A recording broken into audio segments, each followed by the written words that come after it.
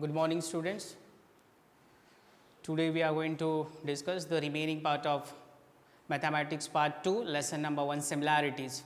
As you know, in the last session we discussed the first important theorem in the geometry, that is BPT, and as well as after completing that, immediately I started to explain the remaining part which is later to it, that is a converse of BPT, and we started also, but because of the time little bit that starting only be done and that is remain as it only. So, today's sessions we are going to start with that remaining part of which is the converse of BPT.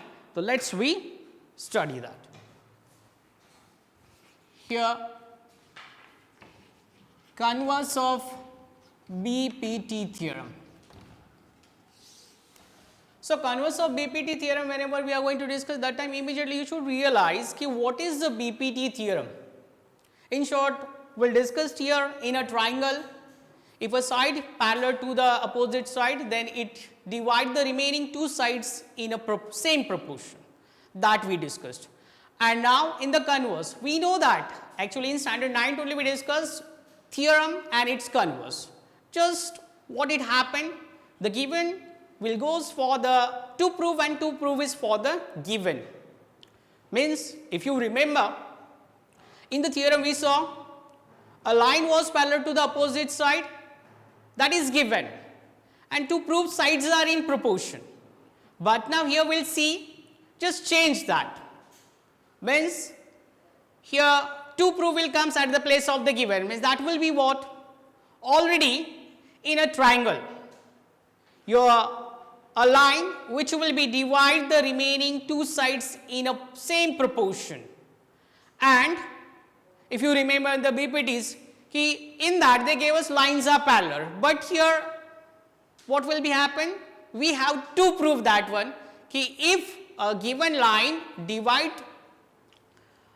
a remaining two sides of a triangle in a same proportion, then that line is parallel to its opposite side. So, this is the statement, already it is written and actually it is not explained in the textbook, and it is said in the hint you can explain this by using indirect method.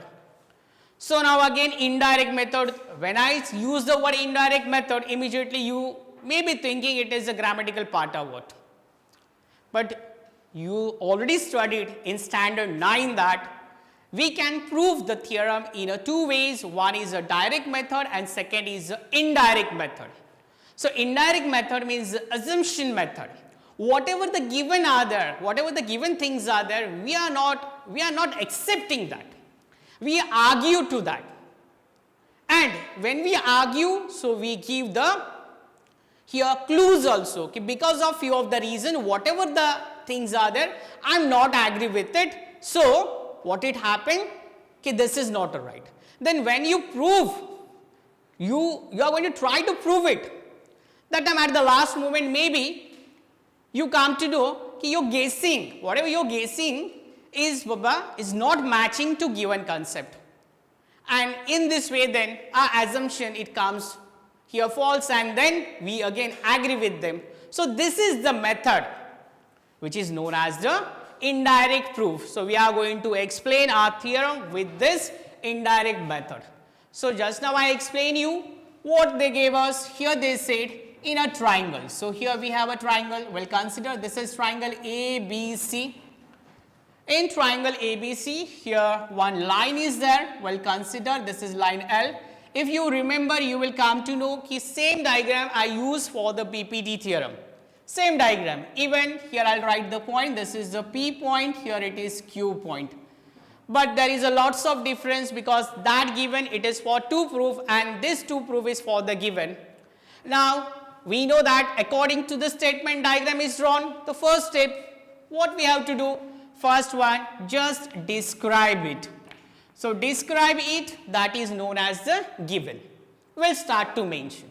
So, what is here? Just read the diagram, observe the diagram and write in the given. Here we will mention that is now in triangle.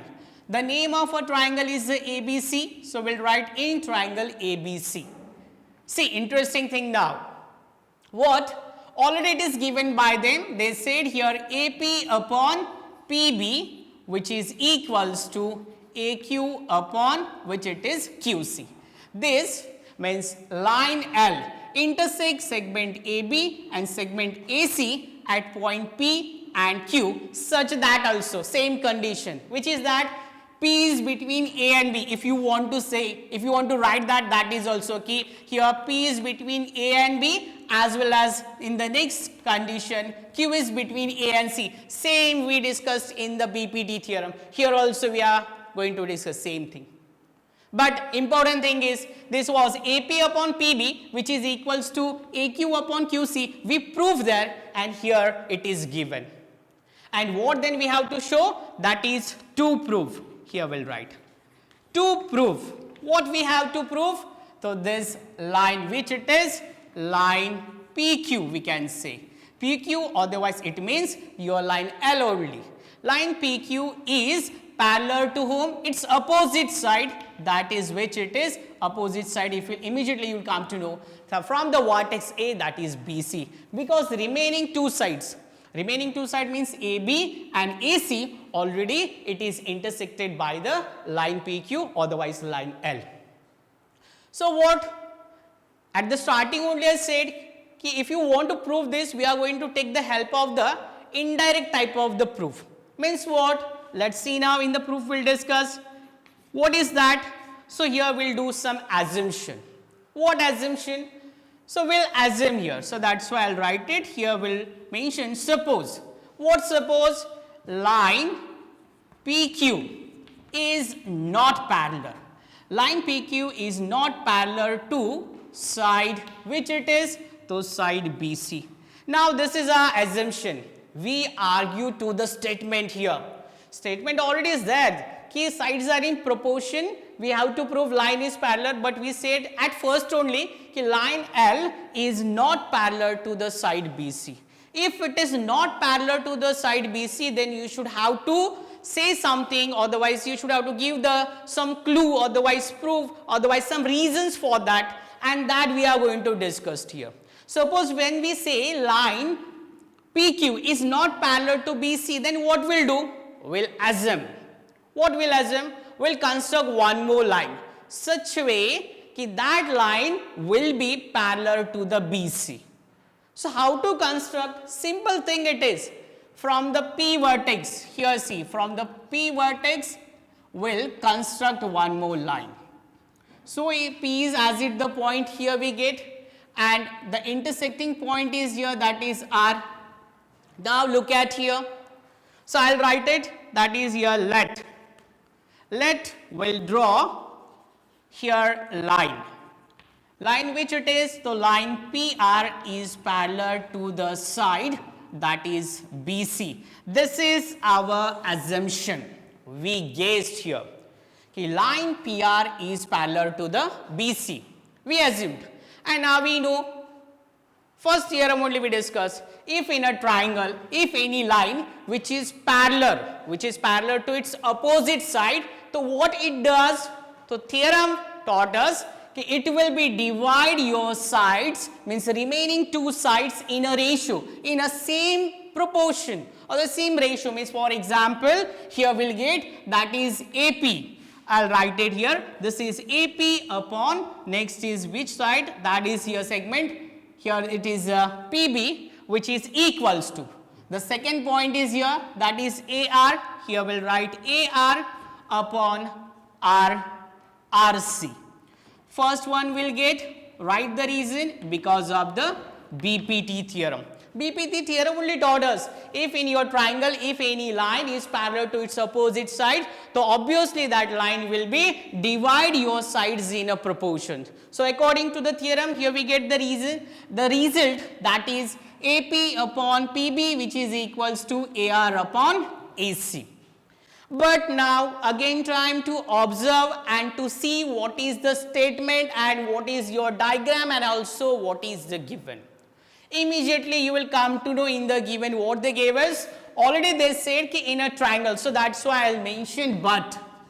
But what it happened? Let's see. They gave us here in triangle. But in triangle ABC, already it is given by them the two sides ratio, that is which one? Here we have AP upon this is PB, which is equals to second right side, it's a AQ upon which it is, it's a QC, this is the second point, and here we'll write it's a given. Simply thing in the proof, what we started, we guessed we are doing with the indirect type of the proof. We discussed which is the given line. For example, line PQ, otherwise line L, it is not parallel to the side BC. And if it is not parallel to the side BC, we assumed we constructed here one more line, that is the line PR, which is parallel to the side BC. And when it is according to the theorem, we know that if any lines which is parallel to its opposite side in a triangle, so what it happened, it's divide the remaining two sides in the proportion. So here we get AP upon PB, which is equals to AR upon RC. This is our assumption region, and we prove this with the help of the BPT theorem.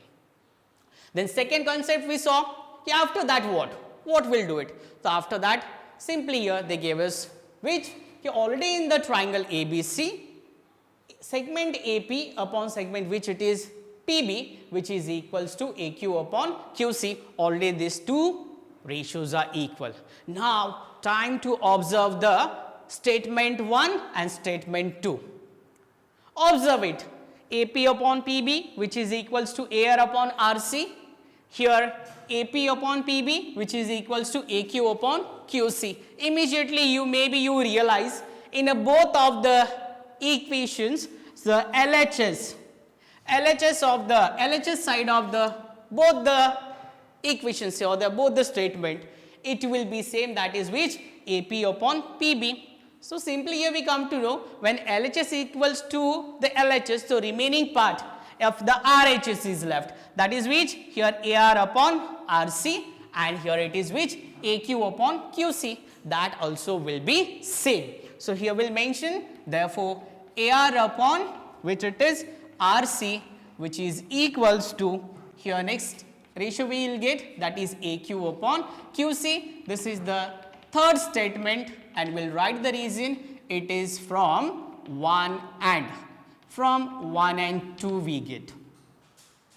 See, from 1 and 2 what we get? So AR upon RC, which is equals to AQ upon QC. And if you will observe the diagram, you will come to know that all the ratios, it is related to the segment which it's a AC. Here point A, point R, point Q and point C. These are 4 points which are the collinear only. And the ratios are given related to it only, about to that collinear, 4 collinear points. Now again if you remember, in the last year, Mathematics 1, the lesson was ratio and proportion. In it we discussed, if you want to do adjustment with the ratio, if any ratio, there are some properties are there. For example, invertendo, alternando, componendo. So that property we discussed, if you want to do the adjustment or the solution with that any two ratio which are equal, so we can apply them. So today also the time it will be there. See the ratio it got AR upon RC, which is equal to AQ upon QC. So out of one property I will apply to find one solution. That is which just by using the componendo property, otherwise you can add one also, meaning same only. If you apply the componendo property, simply this is numerator and denominator. If you add the numerator, if you add the denominator in the numerator, that addition and as well as the remaining part of the denominator which is equals to same, similar to the right side, both will be same, means simply we will apply the property that is component. And why we are applying the property, immediately you will come to know. See, according to the property, here we will get ki AR plus RC upon this is what? AR plus RC upon RC, which is equals to here AQ plus QC upon here we will get this is QC. This is the fourth one, we will write this is by the componendo, by the componendo property. So componendo property we applied and we get the result, that is AR plus RC. So AR segment plus RC segment, if you add them, R is between here, R is between A and C, that means what we will come to know, R point is joining these 2 points, and if you will add them, so immediately we will get the segment, that is AC upon that remaining part is RC, which is equals to. The second right side, here we have AQ upon QC, same thing here also, point Q. Point Q is between A and the C, and if you add AQ plus QC, that means segment AC will be formed. So we will write here also AC upon which it will be QC. This is the fifth ratio we get. So look at here, what in the fourth statement, when we get the third result, we applied the componendo property to getting the relation between the numerator and the denominator. And after that we realize that after adding AR plus RC means we get the segment AC, as well as if you add AQ plus QC, then also we get the segment which it is AC, because if you remember 1, 2, 3, 4, these all 4 points are the collinear. They are the part of the segment AC. If you add suppose AR plus RQ plus QC, so total addition it is equals to with the AC only, the concept of the betweenness. Now here we get the statement for fifth and we'll write it is from the reason 4. See here, with the help of the fourth reason we find it AC upon RC which is equals to QC upon AC upon QC, and if you will observe this ratio, immediately you will come to know AC segment AC is common, the both of the ratio has the same numerator. Same numerator, both the ratio has the time to discuss about the denominator. So let's see now what is the denominator. So denominator we have, that is the RC which is equals to the QC. This is the sixth one, here we'll write it, it is from fifth one. Means numerator is same, remaining part is we are going to discuss about the denominator. Let's see, the denominator is written, that is segment RC. So RC segment is here, this is the segment RC which is equals to the QC. What it tells us? See here, both the distance are same. From which point? The point is the C. C point is the common. So from point C, this QC distance and this RC distance both are the same. Immediately maybe you shocked, sir, if you will see the distance QC and distance RC, anyhow if you will measure, so both are so different, but you are saying here they are same.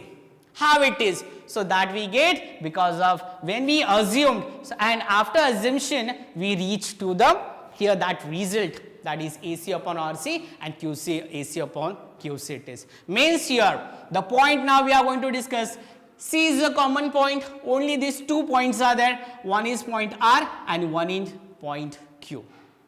That tell us here means these 2 points are not different. So we'll write it, it means what? Therefore, which point? Here we'll write, this is the points R and which point? That is point Q. These are same points. It is not a different. These are the same points. So same points are there. Q point and R point are the same. And now if they are same, again we'll reach to our assumption topic and what is the given. So let's see now. Actually here line L, which is divide the line here segment AB and AC at the point P and Q. We constructed next that is the line PR which is parallel to the BC. At the point of the P, if you will observe, you will come to know there are 3 lines are there. One is here segment AB, second is the PQ and third is the PR. And this is the point P which is known as a concurrent point. Concurrence point it is, means more than 3 lines, 3 or more than 3 lines when it pass from the point, that lines are known as the here concurrent line, and that point is known as the here concurrence of the point. Means these two lines here we can say, therefore which it is, we are going to write line which it is PR, and next line we have, that is which, it's a PQ. These are what? So these are the coincide, means they are the concurrent lines, they are passing from the same point and will reach here. What is that? So now we discussed point R, point Q, these are not a different, they are the same. If they are same, so what is given and what we have to prove? So let's see, given ratios are equal, we have to prove line L is parallel, and we guess here कि line L was not parallel, so which line we constructed? PR. So PR is parallel, but here we said R point and Q point, they are not here different, means I will write it here. What? Line which it is? To line PR. Line PR is parallel to whom it is? To side BC. This is a assumption which we guess. This is the assumption, so obviously R point is also not a different, both are the same. That means here we can write it's a line instead of R and Q are same, so PQ which is parallel to whom it is, so that is the BC. Means PR is parallel, R and Q are same, so here we said line PQ is parallel to side BC, and just observe the diagram. Immediately you will come to know what we have to prove, line PQ, otherwise we can mention as the line L. The name of the line, it can be written in two ways, one can be as a segment and second is for the line, and so here we will write, therefore what? Line L is parallel to whom it is, so this is the side BC, and C, this is our assumption, what we assumed.